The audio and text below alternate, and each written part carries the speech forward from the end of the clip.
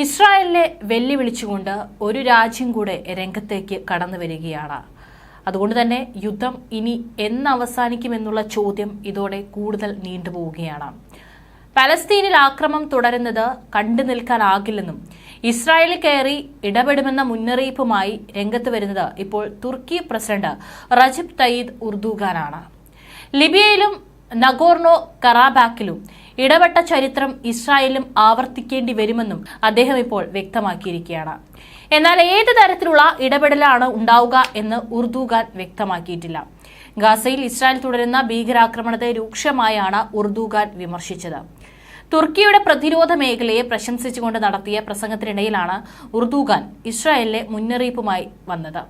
പലസ്തീനോട് ചെയ്യുന്ന അതിക്രമങ്ങൾ ഇസ്രായേൽ ഇനി ആവർത്തിക്കാതിരിക്കാൻ നമ്മൾ ശക്തരായിരിക്കണം. കറാബാക്കിലും ലിബിയയിലും നമ്മൾ ഇടപെട്ടതുപോലെ ഇസ്രായേലിലും ഇടപെടേണ്ടി വരും. നമ്മൾക്കത് ചെയ്യാതിരിക്കാൻ ഒരു കാരണവുമില്ല. ഭരണകക്ഷിയായ AK പാർട്ടി യോഗത്തിൽ സംസാരിക്കുന്നതിനിടയിലായിരുന്നു പരാമർശം.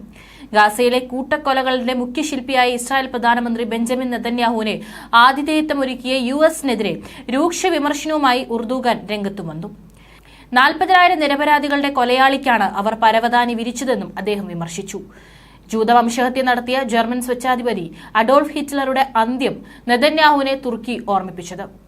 ഫാസിസ്റ്റ് ഭീകരതയുടെ ഏറ്റവും ക്രൂരമായ മുഖമായിരുന്നു ഹിറ്റ്ലർ. ഒടുവിൽ ആത്മഹത്യ ചെയ്യുകയായിരുന്നു. വംശഹത്യ നടത്തിയ നാസികളുടേതിന് സമാനമാകും പലസ്തീനുകളെ കൊന്നൊടുക്കുന്നവരുടെ അവസ്ഥ. മനുഷ്യത്വം എന്നും പലസ്തീനുകൾക്കൊപ്പം നിൽക്കും. നിങ്ങൾക്കൊരിക്കലും പലസ്തീനുകളെ നശിപ്പിക്കാനും അതിൽ ജയിക്കാനും കഴിയില്ലെന്നും തുർക്കി പറഞ്ഞു. നേരത്തെ പലസ്തീനിൽ ആക്രമണം തുടരുന്നത് കണ്ടു നിൽക്കാനാകില്ലെന്നും ഇസ്രായേൽ കയറി ഇടപെടുമെന്ന മുന്നറിയിപ്പ് നൽകി ഉർദുഗാൻ ഇസ്രായേലിനെ കടന്നാക്രമിക്കുകയും ചെയ്തിരുന്നു. ലിബിയയിലും നഗോർണോ കറാബാക്കിലും ഇടപെട്ട ചരിത്രം തന്നെ വീണ്ടും ഇസ്രായേലിൽ ആവർത്തിക്കേണ്ടി വരുമെന്ന ശക്തമായ മുന്നറിയിപ്പാണ് ഉർദുഗാൻ നൽകിയത്. എന്നാൽ എങ്ങനെയായിരിക്കും യുദ്ധം, ഏത് തരത്തിലായിരിക്കും ഇസ്രായേൽ കയറി അടിക്കുക എന്നുള്ള യാതൊരു സൂചനയും വ്യക്തമാക്കിയിട്ടില്ല. ആദ്യമായിട്ടാണ് തുർക്കി പ്രസിഡന്റ് ഇത്രയും കടുത്ത ഭാഷയിൽ ഇസ്രായേലിനെതിരെ സംസാരിക്കുന്നത്. ഗാസയിൽ ഇസ്രായേൽ സൈന്യം നടത്തുന്ന ആക്രമണത്തെ അദ്ദേഹം നേരത്തെ അപലപിച്ചിരുന്നു. എന്നാൽ ഇസ്രായേലിലേക്ക് കടന്നു കയറുമെന്ന് പറയുന്നത് ആദ്യമായിട്ടാണ്. ഉർദുഗാന് കടുത്ത ഭാഷയിൽ മറുപടി നൽകി ഇസ്രായേലും പിന്നാലെ തന്നെ രംഗത്ത് വന്നു. പശ്ചിമേഷ്യൻ രാഷ്ട്രീയം അടിമുടി മാറുമെന്നാണ് സൂചനകൾ. യൂറോപ്യൻ അമേരിക്കൻ സൈനിക സഖ്യമായ നാറ്റോയിലെ രണ്ടാം കക്ഷിയാണ് തുർക്കി. അമേരിക്കയുടെ ആണവായുധങ്ങൾ സൂക്ഷിക്കുന്ന രാജ്യം കൂടിയാണിത്. അതേസമയം മുസ്ലിം ഭൂരിപക്ഷ രാജ്യങ്ങളിലെ വലിയ സൈനിക ശക്തി കൂടിയാണ് തുർക്കി എന്നതും എടുത്തു പറയണം. ഈ സാഹചര്യത്തിലാണ് തുർക്കിയുടെ പ്രതികരണം അന്തർദേശീയ മാധ്യമങ്ങളിൽ വലിയ വാർത്തയാകുന്നത്. തുർക്കി ഭരണകക്ഷിയായ AK പാർട്ടിയുടെ യോഗത്തിൽ സംസാരിക്കവെയാണ് ഉർദുഗാൻ ഇസ്രായേലിനെതിരെ ഭീഷണി മുഴക്കിയത്. പലസ്തീനിൽ ഇസ്രായേൽ ചെയ്യുന്ന ക്രൂരതകൾ ഒരിക്കലും അംഗീകരിക്കില്ലെന്നും കടുത്ത തിരിച്ചടി ഇസ്രായേലിൽ കയറി ചെയ്യുമെന്നാണ് ഉർദുഗാൻ മുന്നറിയിപ്പ് നൽകിയത്. ഇനിയും മടിച്ചു നിൽക്കാൻ യാതൊരു കാരണങ്ങളുമില്ല. നാം കൂടുതൽ കരുത്തരാകണമെന്നും ഉർദുഗാൻ പറഞ്ഞു. മുഅമ്മർ ഗദാഫിയെ വധിച്ച ശേഷം ലിബിയയിൽ നിലവിൽ വന്ന സർക്കാരിനെ UN പിന്തുണച്ചിരുന്നു. സർക്കാരിനെ പിന്തുണച്ച് തുർക്കി സൈന്യത്തെ അയക്കുകയും ചെയ്തു. 2020 ഈ സംഭവമാണ് ഉർദുഗാൻ പ്രസംഗത്തിൽ സൂചിപ്പിച്ചത്.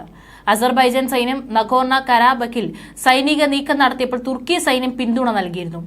നേരിട്ട് സൈന്യത്തെ അയച്ചില്ലെങ്കിലും പരിശീലനം ഉൾപ്പെടെ നൽകിയെന്നായിരുന്നു റിപ്പോർട്ടുകൾ.